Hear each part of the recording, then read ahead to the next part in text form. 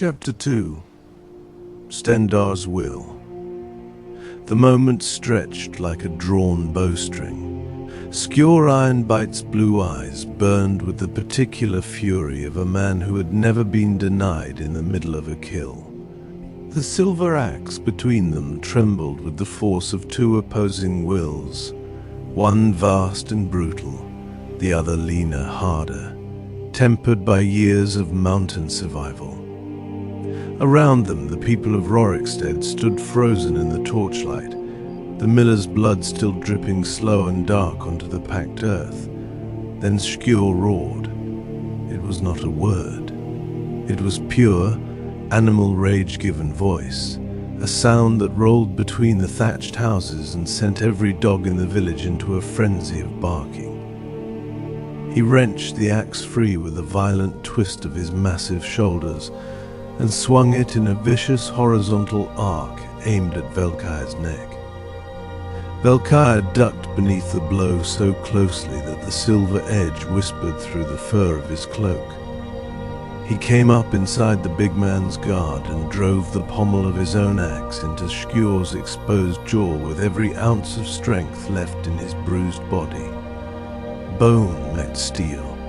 Skjor staggered back 2 heavy steps, blood already bright on his split lip, but the grin that spread across his face was pure delight. There he is.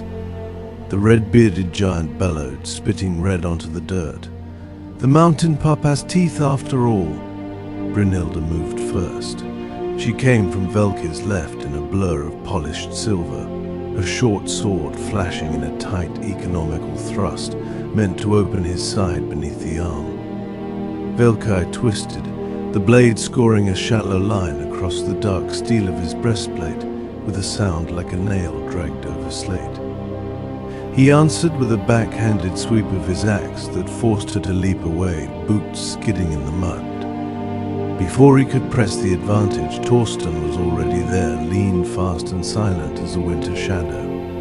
The man's silver short sword licked out twice in the space of a heartbeat. The first cut opened a thin red line across Velkyre's left bicep where the armor gaped. The second would have taken his eye if he had not thrown himself sideways into a stumbling roll that carried him between 2 startled villagers and up against the rough wooden wall of the miller's house. He came to his feet with the taste of blood in his mouth, and the world tilting slightly from the old injuries the fight had reawakened. 3 against 1. Silver weapons. Professional killers who had spent years hunting things far more dangerous than a single Nord hunter. The odds were not merely bad, they were suicidal. Skjor laughed again, the sound wet with blood, and came on like a landslide. The big man's 2-handed silver axe rose and fell in crushing overhead blows that splintered the wooden posts of a nearby fence and sent chips of oak flying like shrapnel. Velkyre gave ground, using the narrow lanes between houses the way he had once used the high passes of the Gerals. Every corner a chance to break line of sight, every hanging laundry line a momentary distraction. He caught one of Skjor's swings on the haft of his own axe. The impact traveled up both arms like a hammer blow and left his hands numb. Sparks of silver and steel sprayed into the night. Brynhilda circled wide, looking for the opening that would let her put her blade between his ribs. Torsten stayed low and close, his shorter weapon flickering in and out like the tongue of a serpent, scoring small bleeding cuts whenever Velkyre's attention wavered for even a fraction of a second. They fought through the heart of Rorikstead. A cart of hay exploded into a cloud of golden dust when Skjor's axe smashed through it. Chickens scattered in a frenzy of feathers. A water trough was overturned, sending a cold wave across the street that turned the dirt to slick black mud. Velkyre slipped once, caught himself on one knee, and only the desperate upward slash of his axe kept Torsten's blade from opening his throat. He rolled beneath a second slash from Brynhilda, and came up with a handful of mud that he flung full into her face. She cursed, the first crack in her icy composure, and that half-second of blindness let him slam his shoulder into her midsection, driving her back into the side of a house hard enough to rattle the shutters. Skjor was on him before he could follow through. The red-bearded giant caught Velkyre by the edge of his cloak and swung him like a rag doll into the nearest wall. The impact drove the air from his lungs in a single explosive gasp. Stars burst across his vision. He felt something in his already bruised ribs grind and threaten to give. Skjor's silver axe rose for the killing stroke, and Velkyre drove his knee up between the big man's legs with every remaining shred of strength. Skjor's roar this time was pure agony. The axe wavered. Velkyre tore free, blood running freely now from the cut on his arm, and a dozen lesser nicks, and staggered into the open center of the village green. For a moment the three Silverhand paused, breathing hard, silver armor splashed with mud and flecks of red. The villagers had fled into the deeper shadows, or the safety of barred doors. Only the torches remained, crackling and casting long, leaping shadows across the trampled earth. Skjor straightened slowly, one hand still cupped protectively, eyes glittering with something far past anger now. "You just made the last mistake of your short life, mountain man," he growled. "We were going to let you walk away after we finished our work. Now you're part of the work." Brynhilda wiped mud from her eyes with the back of one gauntlet, her expression carved from winter ice. "No more games, no more lessons, he dies here." Torsten said nothing. He simply lowered his stance and began to close the distance again, blade held low and ready. Velkyre spat blood onto the dirt, adjusted his grip on the axe, and felt the familiar cold clarity of the high peaks settle over him. He was outnumbered. He was already hurt. He was standing in the middle of a village he had no claim to, defending people who had offered him nothing but the sight of their fear. And none of that mattered, because some lines once crossed could not be uncrossed. The three Silverhand came at him together this time. No more circling, no more testing. A coordinated storm of silver blades and pure fanatical violence. Velkyre met them in the last of his strength, and the absolute certainty that turning away now would make him something he refused to become. The night of Rorikstead exploded into steel and fury once more. The three Silverhand closed ranks like a single living weapon. Straight down the center, silver axe raised high for a cleaving blow that would have split a lesser man from crown to collarbone. Brynhilda angled in from the left, her short sword held low for the disemboweling thrust she'd been hunting all night. Torsten flowed in from the right, silent and precise. Blade already committed to the gap between breastplate and pauldron, where Velkyre's earlier wounds still wept blood. There was no more room to retreat, no more clever use of the village's narrow lanes. The torchlight seemed to shrink until the only world that existed was the circle of trampled earth, the flash of silver, and the roaring certainty of death. Velkyre met them with everything that remained. He caught Skjor's descending axe on the haft of his own weapon. The impact drove him to one knee and sent a white-hot spike of pain through both wrists. In the same motion he twisted, using the big man's momentum to hurl him half a step off balance. Brynhilda's thrust scored across the breastplate in a shower of sparks, the silver edge kissing the skin beneath hard enough to draw a fresh line of fire. Torsten's blade found the gap it wanted. He felt the cold kiss of metal slide along his ribs, shallow but burning like acid. He answered with a desperate rising cut that forced Torsten back and brought him heartbeat. It was not enough. The red-bearded giant's boot slammed into Velkyre's chest like a battering ram, and hurling him backward through the splintered remains of a market stall. Wood exploded around him. He hit the ground hard enough to drive the last clean air from his lungs. The axe spun from nerveless fingers and landed somewhere in the dark. Blood filled his mouth. His vision narrowed to a tunnel of flickering torchlight and advancing silver. They came on without pause. Skjor's axe rose for the final stroke. Brynhilda's sword angled for the throat. Torsten's blade poised to pin him to the earth like a specimen. Velkyre's hand closed around a broken length of stool timber, the only weapon left within reach. He tried to rise. His body refused. The three silver hand loomed above him, faces twisted with the pure, righteous fury of men and women who had decided the night would end with one more corpse. The axe began its downward arc.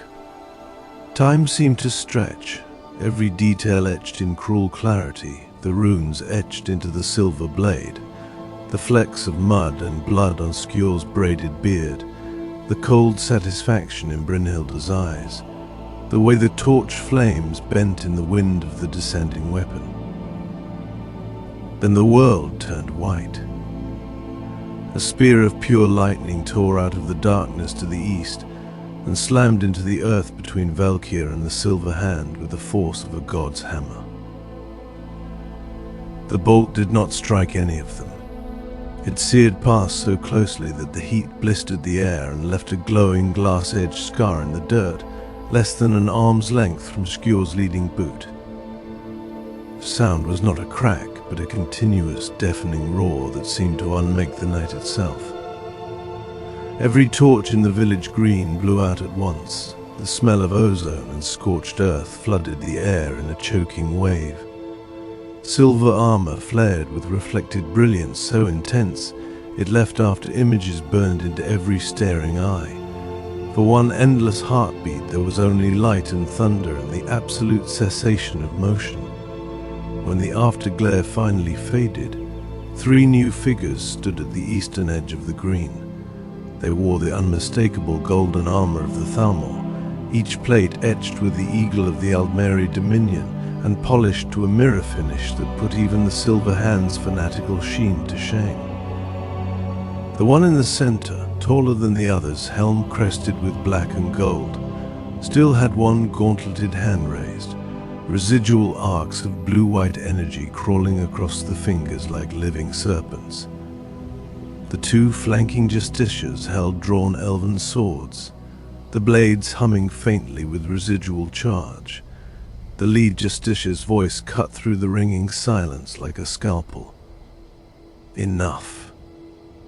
The single word carried more authority than Skjor's earlier roars had ever managed.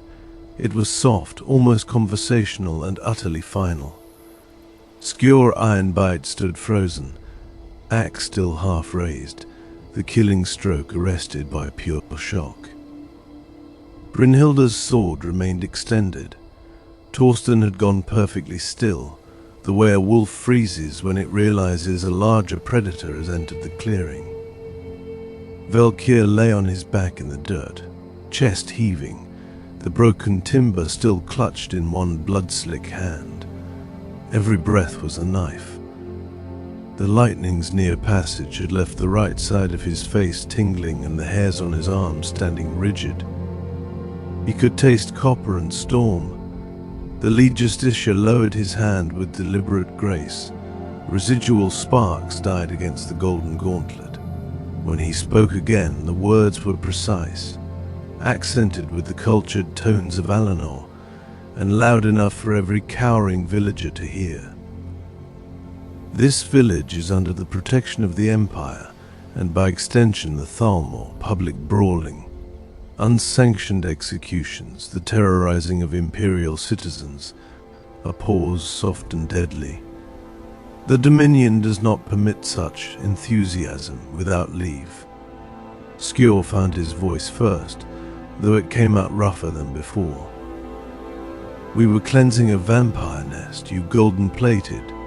The justiciar's head turned a fraction. The two flanking elves shifted their weight in perfect unison. Skjor's words died in his throat. "You were making a spectacle," the Justicia corrected, almost gently. "And spectacles draw eyes.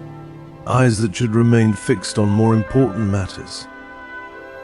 His gaze swept the three silver hand, then settled on Velkyre with the impersonal interest of a man examining a cracked tool.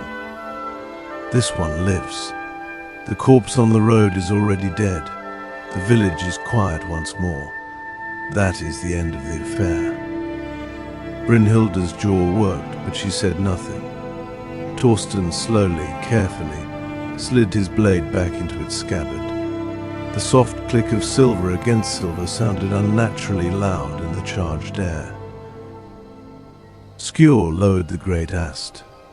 The head of the weapon rested against the scorched earth, still smoking faintly where the lightning had passed. His blue eyes locked on Velkyre one final time, promise and hatred and frustrated bloodlust all tangled together, before he spat a thick gobbet of bloody saliva into the dirt. "This isn't finished, Mountain Man," he growled, low enough that only those closest could hear. "Silver remembers." The lead Justicia made a small, dismissive gesture. "You will leave Rorikstead before the next bell, all three of you. If you are still within the village bounds when the sun rises, you will answer to the Dominion directly. I trust that is clear." No one answered. No one needed to. The three silver hand turned as one and strode into the darkness beyond the torchlight, silver armor still gleaming, their silence somehow louder than all their earlier boasting. The sound of their boots faded down the northern road, until only the soft moan of the wind remained. Velkyre let his head fall back against the cold earth. Above him the stars had begun to reappear, sharp and indifferent. The scorched scar left by the lightning still glowed a dull, angry orange between the place where he lay and the place where the silver hand had stood. The lead Justicia regarded him for a long moment, head tilted slightly, as though deciding whether the broken figure in the mud was worth another expenditure of magicka. Then he gave the smallest of nods, acknowledgement, or warning, or simple dismissal, and turned away. The two flanking Justicias fell in behind him without a word. Golden armor receded into the night, leaving only the lingering scent of ozone and the distant fading sound of elven boots on the road. Around the green, doors began to open by cautious inches. Faces appeared in the darkness. No one yet dared step fully into the open. Velkyre closed his eyes. The fight was over. The night, thankfully, was far finished. Velkyre woke to the soft creak of old timber and the low murmur of many voices trying and failing to be quiet. The first thing he felt was pain, deep, layered, and honest. His ribs protested every breath. The cut along his left arm burned beneath clean bandages. A dozen lesser bruises and scrapes announced themselves in a dull chorus as he shifted against the straw mattress. The second thing he felt was warmth, a heavy wool blanket tucked with surprising care around his shoulders, and the steady heat of a hearth fire somewhere beyond the foot of the bed. He opened his eyes. The room was small and low-ceilinged, the walls of rough-hewn pine darkened by years of hearth smoke. A single window stood half-shuttered against the morning, letting in a pale shaft of light that turned the dust motes into slow gold. Someone had removed his armor and cloak. They lay neatly folded on a wooden chest at the far wall, the dark steel still bearing the fresh scars of silver blades. His axe rested against the chest within easy reach. The quiver of red-fletched arrows stood beside it like a silent promise. He was not alone. Nearly a dozen villagers crowded the small room and the open doorway beyond. They stood in a loose, respectful semicircle, men and women of Rorikstead, their faces lined by sun and wind, and the particular weariness that came from living under the long shadow of the Empire and the Thalmor. an older man with a salt and pepper beard, and the thick forearms of a miller held a steaming bowl in both hands. A woman with flour still dusting her apron clutched a folded cloth. Two young boys peered from behind their mother's skirts.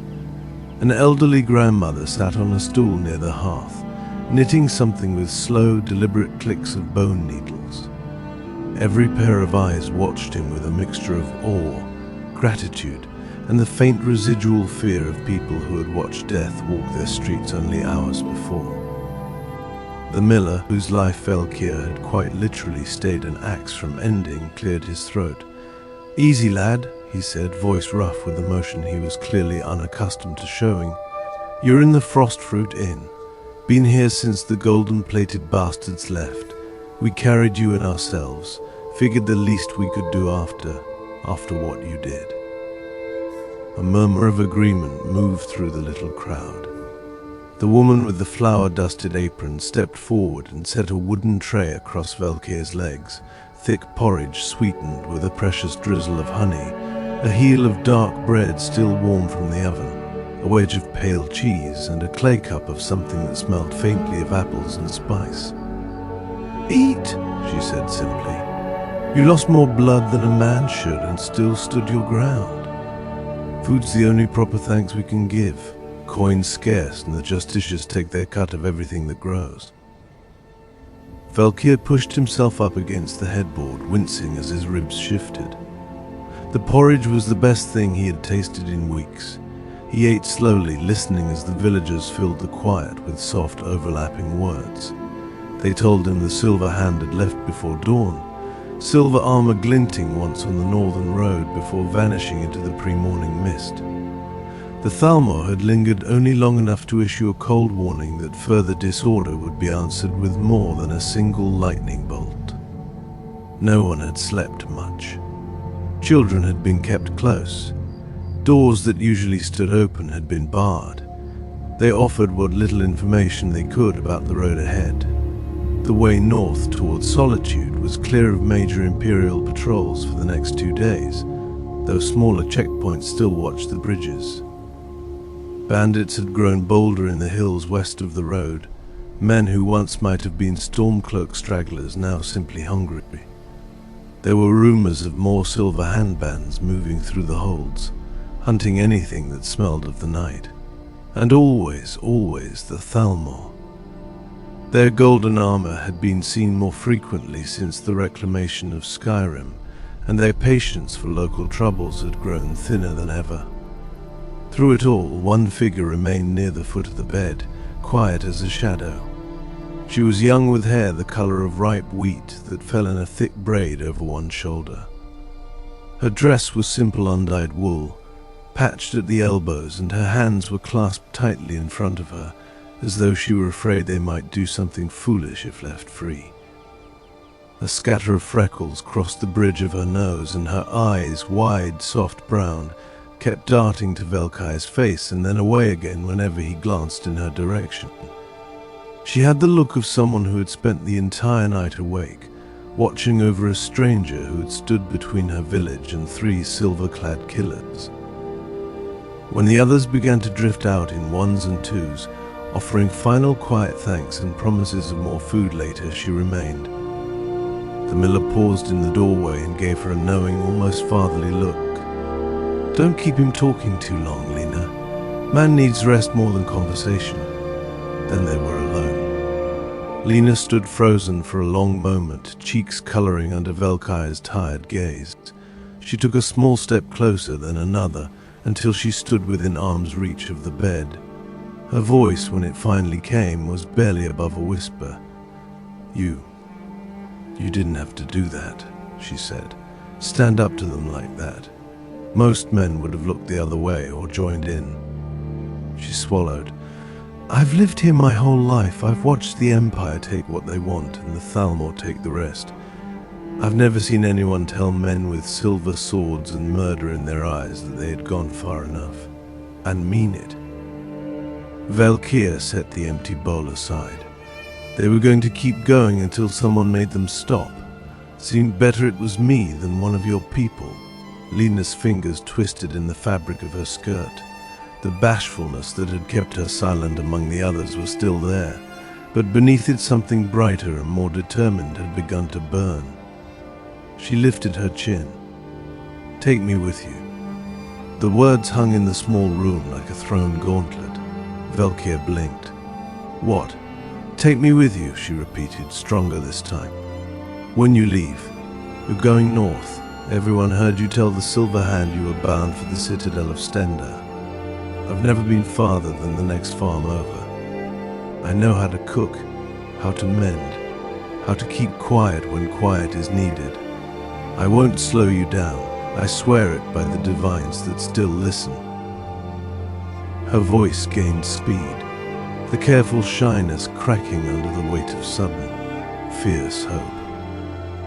"I can learn to use a knife, I can carry packs, I can watch while you sleep. Just don't leave me here to spend the rest of my life watching the road and wondering what the world looks like beyond the fields." She stepped closer still, close enough that he could see the rapid pulse at the base of her throat. "You stood between us and something terrible. Let me stand with you for a while, please." Velkyre looked at her. Really looked. At the freckles and the determined set of her mouth and the way her hands had curled into fists to keep from trembling. He thought of Sigrid in the Falkreath barracks, of the almost kiss interrupted by an imperial boot. He thought of the vampire's cold smile in the Blackwoods, of Skjor's silver axe descending in the torchlight, of the lightning bolt that had saved his life by a hand's breadth. He thought of the long road still ahead, of the citadel he had never seen, of the enemies he had already made, and the ones he had yet to meet. He shook his head, slow and heavy with regret. "No." Lena's face fell, but he pressed on before she could speak again. "The road I'm walking isn't safe. I've already drawn the eye of the Silver Hand and the Thalm, or both. There will be more blood before this is done, mine and anyone standing close enough to share it. I can't promise I'll see the next sunrise, let alone protect someone else through whatever waits between here and solitude." He met her eyes, making certain she saw the truth in them. "You deserve better than a man who might get you killed for the crime of walking beside him. Stay here, live.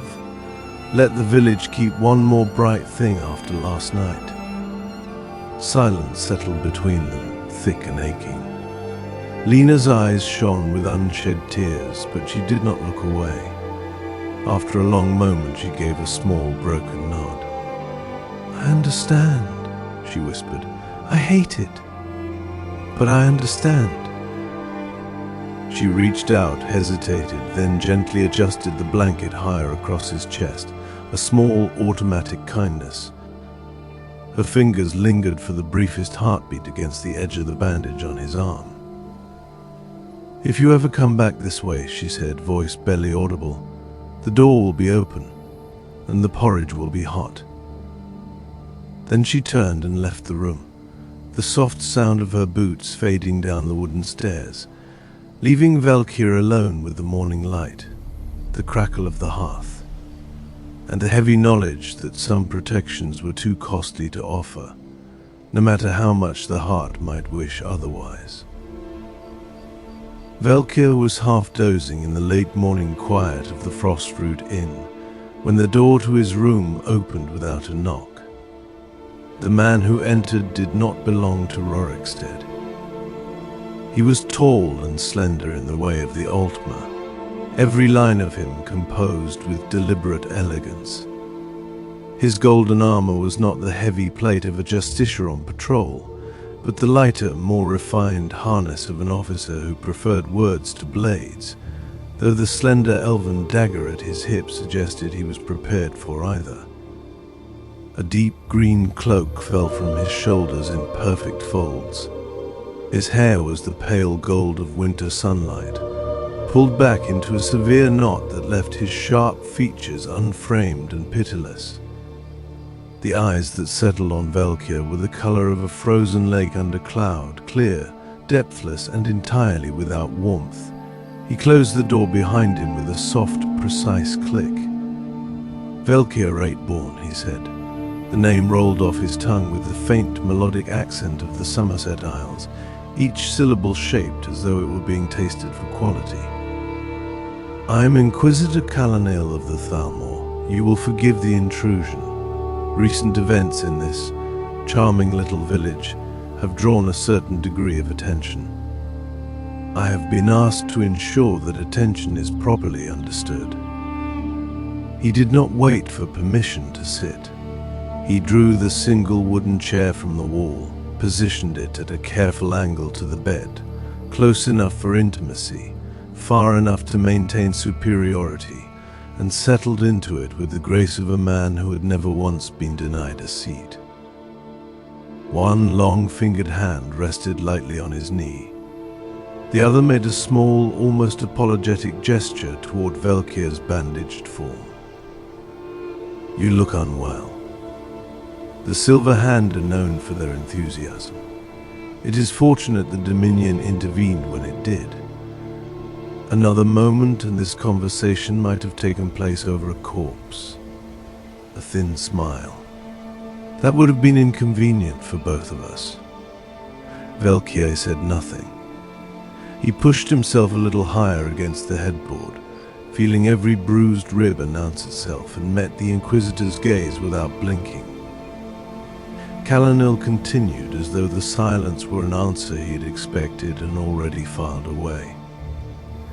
"Let us begin with simple clarity. You arrived in Rorikstead yesterday evening. Within the hour, a vampire was beheaded on the road. 3 self-styled hunters of the Silver Hand began terrorizing the local population, and you, by every account, placed yourself directly between their silver and the throats of imperial citizens. A lightning bolt from one of my colleagues then proved necessary to prevent further bloodshed. You were left injured in the dirt.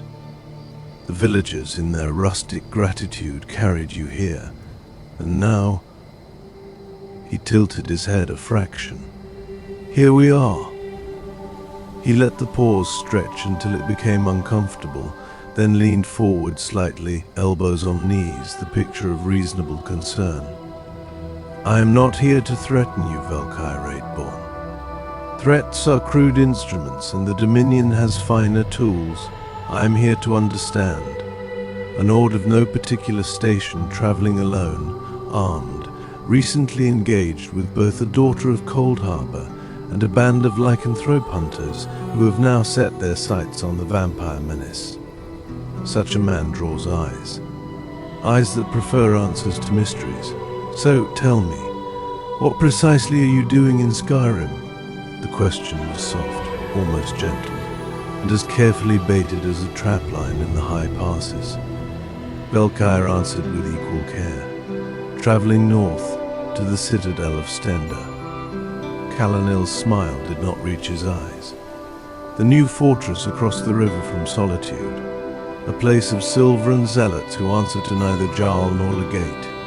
Curious destination for a man who, by his own recent actions, appears to have little love for those who hunt the night with excessive fervor." He steepled his fingers. "You opposed the Silver Hand quite dramatically.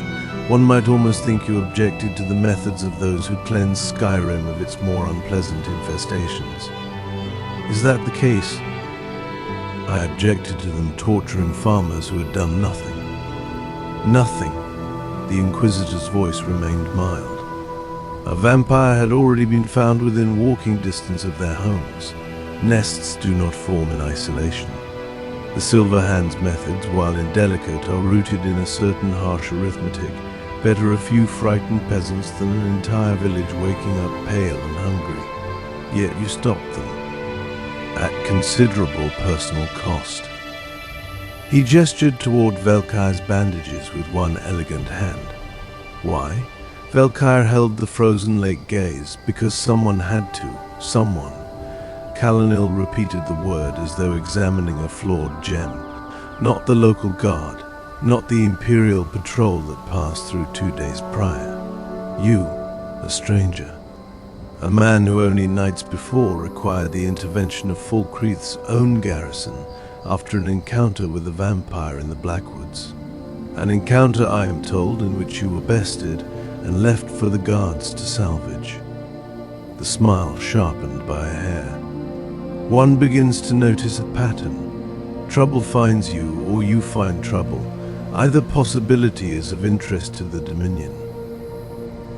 He rose without warning and moved to the half-shuttered window, looking out over the thatched roofs of Rorikstead, as though the village itself were a chessboard whose pieces had begun to move in unexpected ways.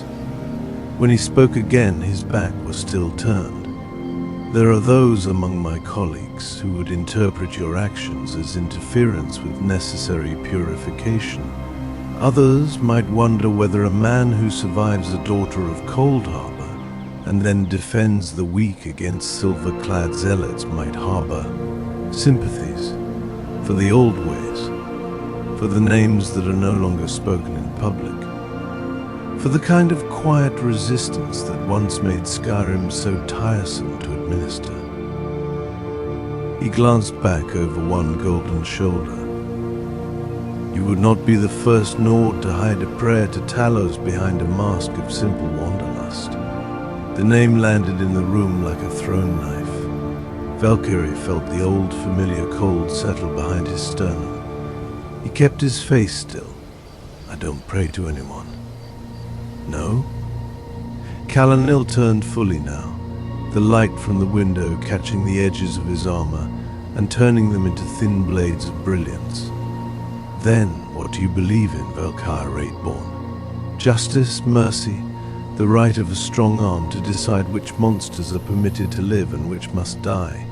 You stood in the village green and told 3 armed hunters that they had become the very thing they claimed to fight. That is not the language of a simple traveler.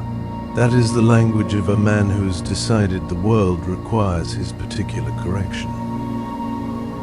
He returned to the chat and folded his hands with surgical neatness. I will be direct. The Dominion has no present interest in the citadel of Stendar, provided its occupants remember their place. We have no present interest in the Silver Hand, provided they do not make spectacles that force us to intervene. We do, however, have a keen interest in individuals who appear at the intersection of Daedric remnants, unsanctioned violence, and public defiance. You are such an individual. So I ask again, and this time I would prefer an answer that does not waste both our time. What are you doing in Skyrim? And what guilt, if any, should the Dominion attach to your name? The silence that followed was long and heavy. Somewhere below, in the inn's common room, a chair scraped. A child's laughter drifted faintly through the floorboards and then died. The hearth in the corner popped once, sending a brief spray of sparks up the chimney. Velkyre let the quiet stretch until even Calanil's perfect composure showed the faintest thread of strain. Then he spoke, each word measured and unyielding. I'm going north to the Citadel, because the road I'm on led me there. I've killed nothing that didn't try to kill me first. I've broken no Imperial law that I'm aware of. I don't worship Talos. I don't serve any Daedra. I don't take orders from the Silver Hand or the Stormcloaks or anyone else who thinks a sword gives them the right to decide who lives in fear. That's the whole of it. You can turn it over as many times as you like. It won't grow any more guilt than it already has. Calanil studied him for a full minute. The frozen lake eyes searched for cracks, fear, hesitation, the flicker of a lie. They found none. At last the Inquisitor rose.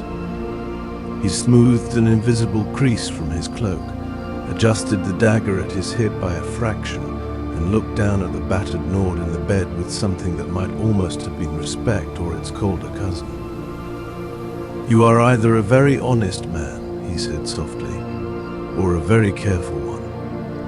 In my experience, the two are rarely the same. We will be watching the road north, Velkyre Born. Should your path continue to intersect with matters that concern the Dominion, we will speak again. Under less comfortable circumstances. He moved to the door, paused with one hand on the latch, and added without looking back, Stendar's will is a fine thing to invoke when one is bleeding in the dirt. See that it does not become an excuse for becoming the very disorder you claim to oppose.